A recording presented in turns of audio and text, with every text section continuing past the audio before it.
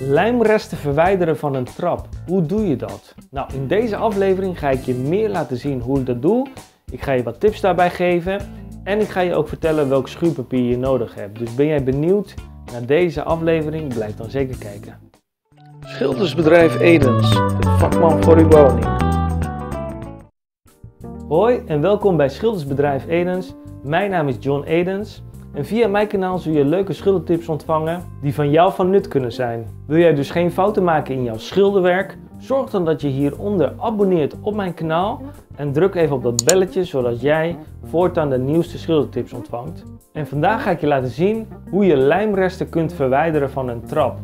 Dit is een karweitje wat heel veel mensen gewoon lastig vinden, omdat het heel veel werk met zich meebrengt. Maar vandaag ga ik je een paar tips geven, zodat jouw werk gewoon wat makkelijker wordt en dat je niet zoveel energie hoeft te steken in al dat krabben. Aan het einde ga ik je daarna nog een paar andere tips geven, dus blijf dit filmpje kijken tot het einde. Ik ga even de spullen klaarzetten en dan kun jij ondertussen hieronder abonneren op mijn kanaal.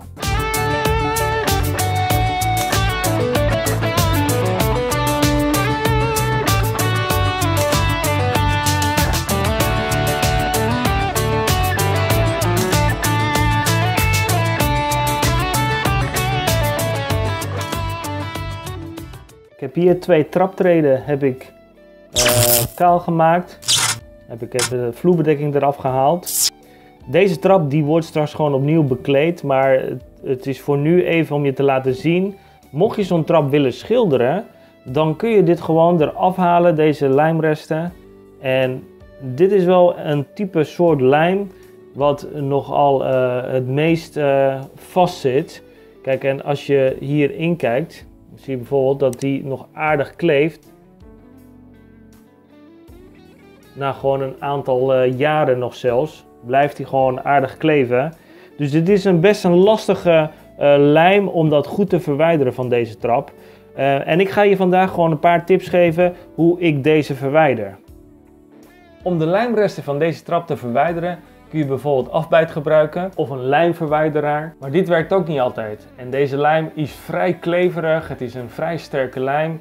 Dus ik doe dat op een andere manier.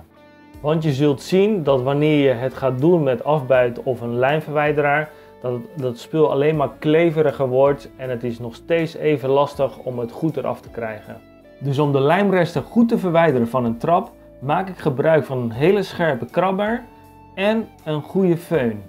Nou, ik heb mijn krabber en mijn föhn en ik ga je even laten zien hoe je dit kleverige spul, kijk, doe ik even zonder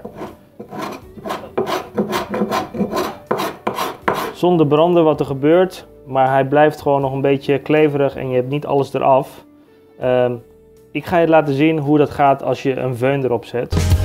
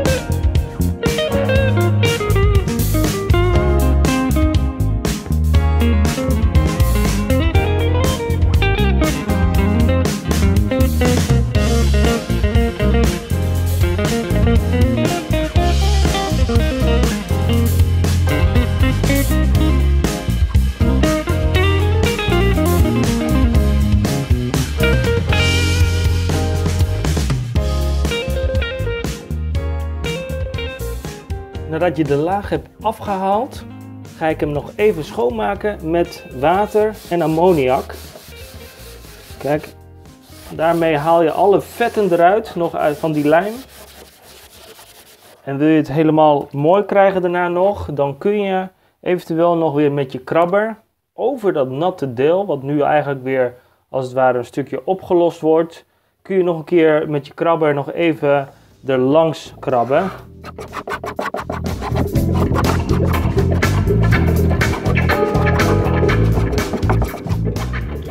Kijk, en dit is wat er eigenlijk eruit komt uiteindelijk.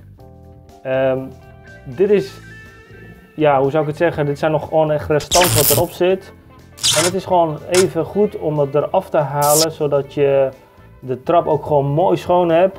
Hoef je misschien niet te doen met de stootborden, maar met de traptreden, omdat je daar toch op loopt, is het wel verstandig om dat nog even te doen.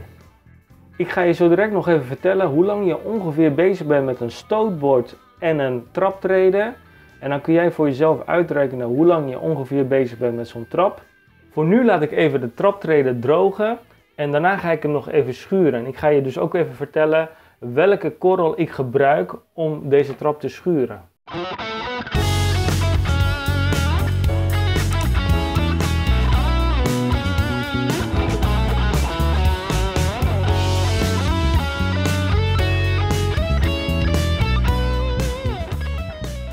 Dit is het eindresultaat van de trap. Ik heb hem helemaal netjes geschuurd.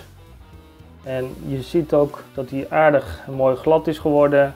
Kijk, al die vlekjes en zo, dat zit allemaal helemaal in de lak. Dus dat is niet nodig om wat eruit te halen. Maar dit is een hele mooie ondergrond om hier overheen te kunnen schilderen.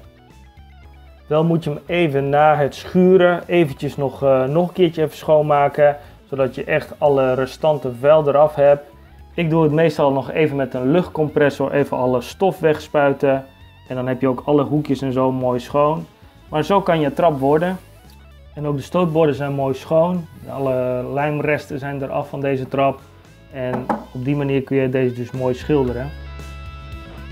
Nog enkele tips die je nodig hebt bij het verwijderen van lijmresten van een trap. Wanneer je gaat schuren, en ik heb hier bij het schuren van deze traptreden heb ik korrel P150 gebruikt. Mocht het zo zijn dat jij wat meer moet schuren, dan kun je misschien beter korrel 100 gebruiken. En als je echt heel grof moet zijn, korrel 80.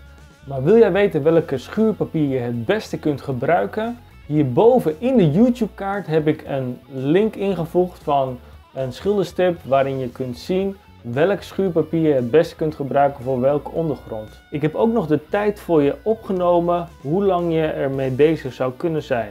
Voor een stootbord en een traptreden, dat bij elkaar, ben je ongeveer 15 minuten bezig. Dus voor een trap met 13 treden ben je dus ongeveer 4 uurtjes bezig.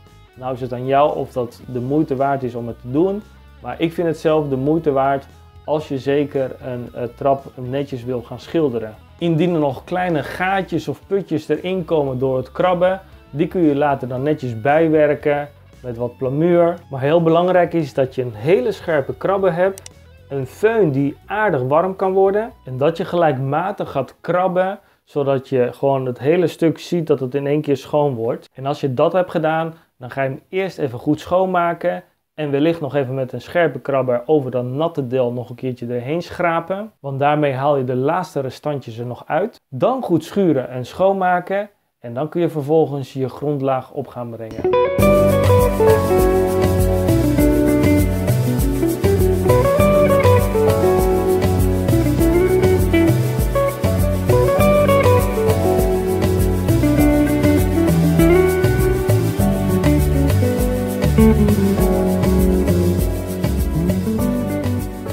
En dit is de eerste grondlaag.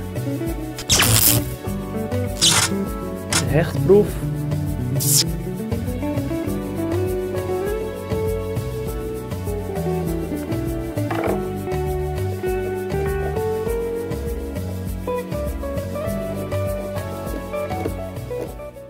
Je ziet dat hij gewoon heel erg goed hecht nu op de ondergrond. Om te voorkomen dat je geen fouten maakt bij dit soort werkzaamheden, zorg dat je in ieder geval abonneert op mijn kanaal en geef even zo'n duimpje. Hieronder in de beschrijving kun je me eventueel toevoegen op social media. Ik wil je bedanken voor het kijken en tot de volgende keer. Adios.